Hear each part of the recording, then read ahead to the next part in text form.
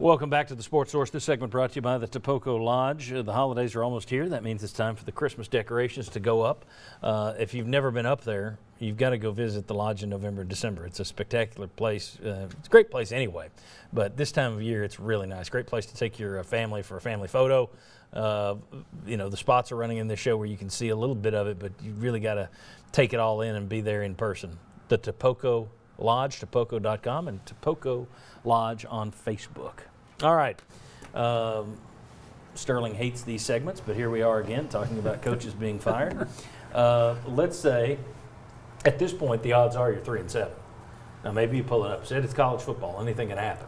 But at this point, odds are you're 3-7. Totally off the rails. You don't win again. You go on an 8-game losing streak right after your 8-game win streak, and you lose to Vanderbilt as well.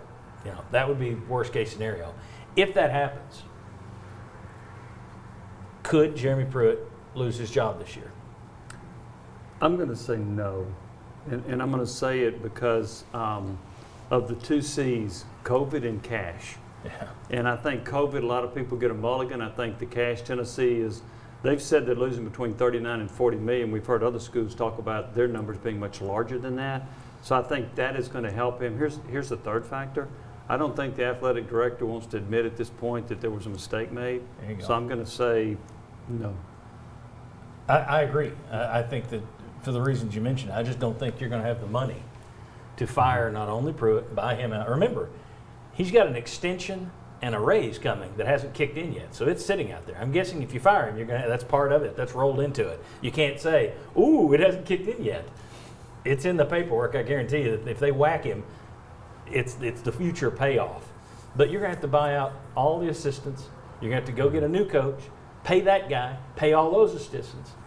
I just don't think in this year, with the money they've lost, that they're going to do it. And I also don't think Philip Fulmer wants to say, "I blew it, give me another chance." I don't think he's there yet. Josh, do you think Jeremy Pruitt, if things go horribly, could be fired this year? I don't see how. Everything that you just laid out, it's the loss of cash and more cash that would be owed with that extension and raise that was given. So then you look at the program. Even if things have gone completely south this season, is it in the best interest of the program to be going through a coaching change? And you play the back and forth game of, well, what's the opportunity cost if you keep a coach that's going to fail? But I would also ask, how attractive is the job, especially if you're financially strapped and what you're able to offer to go get a coach?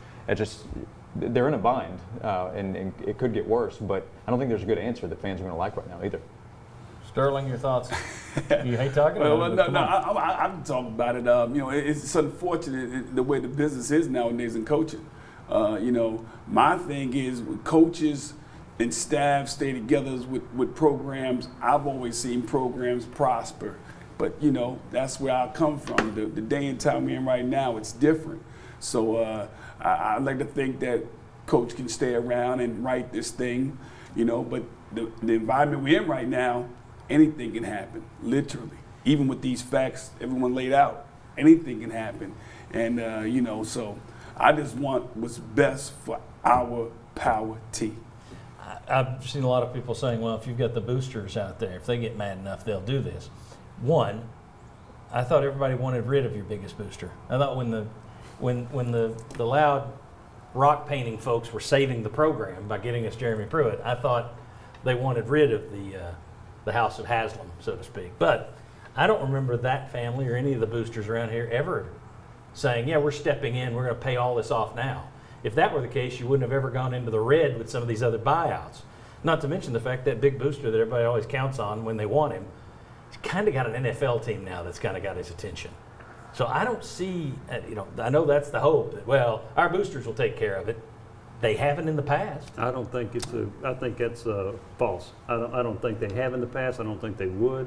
I can't, and I've talked to some of them. I don't think they've ever done that. I don't think they've ever cut a check. Here's $1 million to pay for, or $1.4 million to pay for Buzz Peterson or anybody else. I just don't think it happened. Exactly. That when Peterson asked for the lump sum, they went in the hole. They went in the red for a year. So it wasn't like somebody stepped in and said, well, here you go. Yeah. And again, in a year in COVID, so some of those people you'd be calling, they've probably dealt with their own personal financial challenges this year. That's a good point. Right? Yeah, good point. Let's talk about, he's already blown up one assistant. Not sure what the reaction there was from the administration in terms of being happy with him blowing up an expensive co-defensive coordinator. We never talked about that, but that's what Brumbaugh was, co-defensive coordinator. You've already blown him up. Are you going to be able, and I'm going to say this in two different ways, can you afford to blow up assistants this year to save your skin? Can you afford to cash-wise? Can you afford to continuity-wise, which you were talking about? You're going to be going in. Next year is going to be big for this guy. Next year's going to be huge. You may have you're probably going to have a new starting quarterback. If you don't, then they're going to burn the Sunsphere down. But you're probably going to have a new starting quarterback. Can you really afford to go in with a bunch of new coaches? I say no. Yeah, I say no, just for the mere point of continuity. I mean, there's a lot of other things there that say, why Coach Pruitt will be our coach next year. I would like to say if he's our coach, we have the coaching staff in place. You think about the years of prosperity of Tennessee football. That staff was together for a long time. And, and I think we get back to the staff staying together, I think we can see some better things happening on the field. That's just my opinion. That's my opinion. Here's the thing, too. Pruitt's not married to continuity. Obviously. He's proven that, right? I think he probably ought to be more so, but he's not. But to the other point, if you blow up your staff, how hard is it going to be to bring in other coaches? You're going to have to give them multi-year deals to come here. And then they know that the head coach is on the hot seat. I think it's going to be harder to go out and hire people now than it would be if you blow up your staff. Well, I can remind folks with one word: sincerity. That's what happens when you got a coach who's in his last year and he's facing, you've walked into the guillotine, the blade is dangling there, and he's having to hire assistants. You wind up getting assistants that are Sal Sinceris.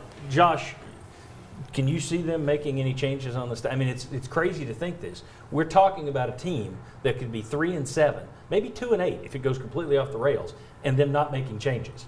But everything, I mean, as insane as it sounds, and as that will have people shooting their televisions like Elvis, I just don't know how Tennessee can make a bunch of changes this year.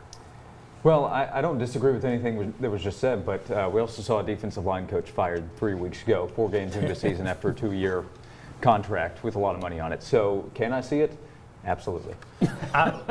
Do you think, good answer. I wonder though, if Philip Fulmer would approve of blowing up coaches right now. And maybe he does anything to save his guy because it also makes him look better if his guy works. But I don't know how happy he was about Pruitt whacking a defensive line coach after week 4. I think he was caught off guard. I can safely say that. Okay, there you go. Well, that's what I was dancing to. Yes. Luring you in. But could a couple of Yeah, coaches, well, if he was caught off guard, Macarena. I don't think that's a great sign moving forward with making other staff changes. I'm not saying you don't make. People are going to. I know what I'm going to see on Twitter. Pennington said save this whole staff. He defended them all. No, that is not what I'm saying. But I'm telling you what the reality is, and I agree with you guys. I think the lay of the land says you're looking at the same staff next year, regardless of how they finish. Don't say John P. said it. You can say Sterling said it. Sterling. You can say Sterling. Very I'm good. sitting next to him today. All right, very good. When we come back, what's the big problem? What caused this U-turn? How did you go from an 8-game win streak to a 4-game losing streak? We're gonna play blame game. I'm gonna make people point a finger at someone or something. Come on back.